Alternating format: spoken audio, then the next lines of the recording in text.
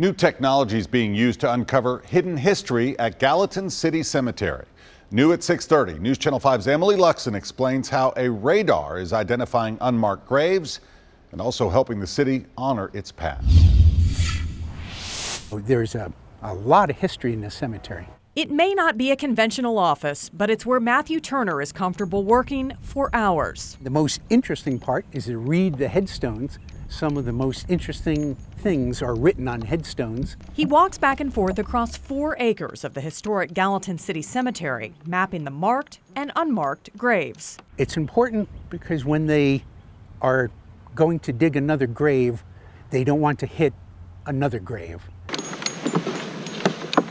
A radar machine sends a non-intrusive signal into the ground. When a grave or casket is detected, it creates an image on a computer screen.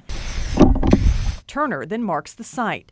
A spokesperson for the city of Gallatin says the information will help create a more accurate map of the cemetery. I know already there are hundreds of graves that he's identified that we didn't know that were there before. We suspected they were there, and we knew there were people buried back there. We just don't know the scope of it. The oldest part of the cemetery features markers that date back to the 1800s and an area where slaves were buried in unmarked graves.